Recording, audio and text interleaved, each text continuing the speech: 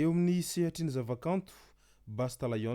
hamoaka hira hiarahana amin'ny major lazera izay Kalaza amerikanina mo izany major lazera izany.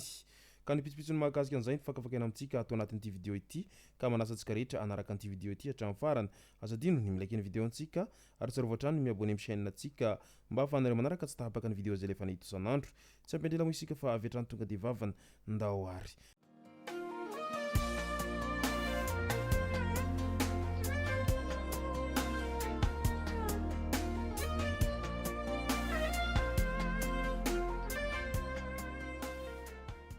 Ny tonga tsy miaraba hono na mantezitra ka dia faly miaraba isika rehetra mpanaraka sy tahapaka an'ity chaîne ity tena ko amin'ity androandroany ity arakan'izay efa natsipiko zay dia ny mahakasika ny vaovao tsara ho an'ny mpanakanto Basta no tena iresantsika atao anatin'ity vidéo ity. Fa milohan'izay dia andao aloha iresantsika ireto tsara fantatra manaraka ireto. Banque Foiben'ny Madagasikara hamoaka vola R1 sy R2 ary nasimpanovanana. Hamoaka vola R1 sy R2 nasimpanovanana ny Banque Foiben'ny Madagasikara ankoatra ny endriny sy ny famantarana azy ireo teo aloha hisy ny fil de sécurité vaovao izay miloko maitso sy mena izy ireo ary sonian'ny gouvernoura Aivo Andrianarivelo no hapetraka amin'izany. Hisy fanovana ihany koa ny lafiny fanotana azy mbola ara-dalàna sy azo ampiasaina kosa ireo vola izay nisy sonia teo aloha araky ny voalaza hatrany.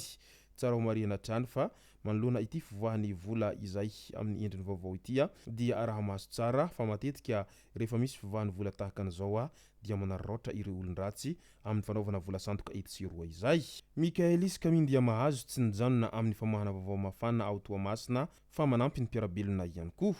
Ankoatra ny famoahana vaovao ny namana Kamindia mahazo izay mpanao gazety sady influenceur ireo vaovao mafana ao Toamasina dia nitondra fanampina ho an'ireo ray aman-dreny saika tsy afaka hanampiana janaka tamin'izao taom-pianarana vaovao izao ihany koa ny tenany. Fomba tsotra nefa nahomby no nataony ka nahavahan'ny olona ny mpianatra maromaro araky ny hita tao amin'ny pejiny hatrany. Midika izany fa tena olon'ny fiarahamonina i Kamindia mahazo satria dia mahavita manao hetsika amin'izay fanampinan'ny mpiarabelona izay manoloana an'ity fidiran'ny mpianatra izay tsy vitsy amin'ireo ray aman-dreny mo no sahirana amin'izay fampidirana ny mpianatra hiditra hianatra izay noho ny tsy fisiny enti-manana ary noho ny tsy fisiny tadiavam-bola sy ny tsy fandehanany tsena loatra tato ato izay. Haitrano tao mananjary olona roa izay mpivady no fantatra fa namoeny ainy ampoly no naratra vokatry ny haitrano izay nitranga tany an-toerana tamin'ny alatsinainy 12 septambra hariva iny. Ka manoloana izany indrindra dia naneho ny heviny ihany koa Andriamatoa Asiteny Rarinasolo ny aiko nanontany hoe nakaiza ireo fiara-pamonjy-voina efa natolotry ny komina Mananjary ny sehosehoana tamin'ny propagandy. Tsy hita izy ireo anefa rehefa maikila ny trano sy maty ny vahoaka araky ny voalazany hatrany. Tsy fampelezan-kevitra no ilain'ny malagasy fa vaholana sy asa mivaingana hoy ny fanazavana ity sombam-bahoaka izay sady lehibe ny mpanositra ity hatrany. Sambo AW indray 3 volana aty aorina no tsy nahitana azy. Efa 3 volana tamin'ny andro 19 septambra no tsy nahitana ilay sambo hoe nianga tao mahajanga tamin'ny 19 jona 2024 niaraka tamin'ny nampandeha ampoliny tokony azo any Komoro nefa tsy hita izay nanjavonany hatramin'izao. Tsy andrenesam-baovao ihany koa ireo tompon'andraikitra momba ny fikarohana azy ity amin'izao fotoana izao ka mbola manao antsoavo hatrany ireo tompo-kavana izay tsy hita popoka tao anatin'ity sambo ity mba hanohizana an'izay fikarohana an'ity sambo izay voalaza fa tsy hita popoka efa 3 volana be izao ity. Mahakasika anilay tsaho resaka sambosa nahafatolona 3 indray tany amin'ny komina Sabotsinamena. Tsaho ny resaka fihinanana sambosa ka nahafatolona misa 3 izay resahana sy miparitaka anaty tambozan-tserasera hoy ny teo anivon'ny komina Sabotsinamena taorian'ny fanadidinana taon'ny tompon'andraikitra teo anivon'ny fiadidinan'ny komina sy ny médecin inspecteur misahana ny fahasalamam-bahoaka ao Avaradrano ary ny mpitandro ny filaminana tao an-toerana no nahafantarana fa tsy marina ny vaovao izay miparitaka hoy ny fanazavana izy ireo hatrany. Sombam-bahoaka fivoy indray mitaky ny hanesorana ny chef district ny Rivonimamo takina ny hanesorana anatin'ny fotoana fohy ny chef district ny Rivonimamo hoy sombam-bahoaka mivondrona eo anivon'ny fivoy raha nanao fanambarana tamin'ny mpanao gazety tamin'iny androny omaly iny.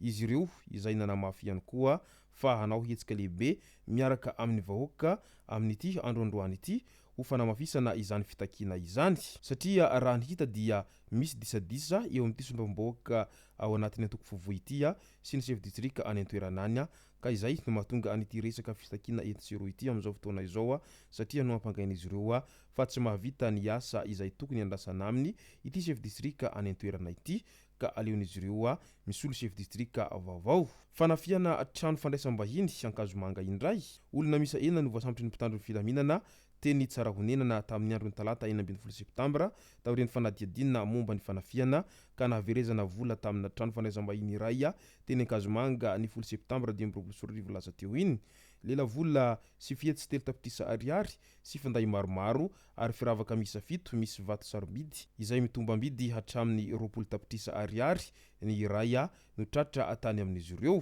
no tanana anaovana fanadihadina sy atao andro maso izy ireo mialohany hanolorana azy ireo eo anatrihan'ny fampanoavana midika izany fa tena mirongatra tsy misy toazy ity resaka tsy fanipahalemana ity tato ato zay na dia efa miezaka manao entso zavatra aza ny mpitandro ny filaminana manoloana an'izany resaka fampandriana fahalemana etsero izay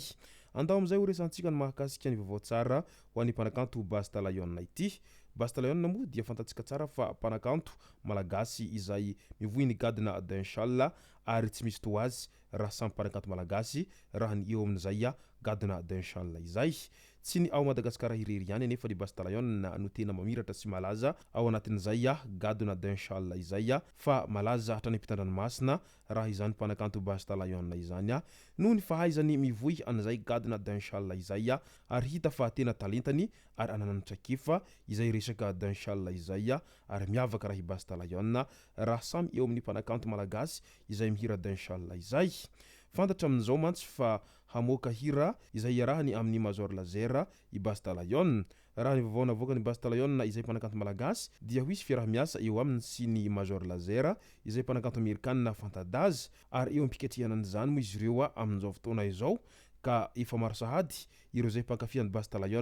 miandry fatratra an'ity fiarah-miasa ity ary antenaina fa vokatra tsara dia tsara no ho azo ao anatin'ity resaka fiarah-miasa ity midika izany fa tena misokatra amin'ny sehatra international raha izany Basta zany eo amin'ity resaka gadina d'inshalla ity ary tsara izay ezaka ataon'ny Basta izay ka maromaro ny mpanakanto malagasy toazy amin'izay fivelarana amin'ny international izay ka dia mirary ny soa sy ny tsara hatrany ho an'ny mpanakanto Basta amin'izay ezaka lehibe izay ataon'izay aingany tombo laza hatrany ity mpanakanto malagasy ity izay no masaka azona roso tao anaty vidéo ity tombo klasy tomboko vavy soratsika rehetra naraka an'ity vidéo ity hatramin'ny farany azadino ny like ny vidéo antsika ary tsarovatrany ny miabone amin'ny chaîne antsika mba ahafahanareo manaraka tsy tapaka ny vidéo zay lefa nahito sanandro tombo klasy tomboko vavy mankasitraka dia mirary soa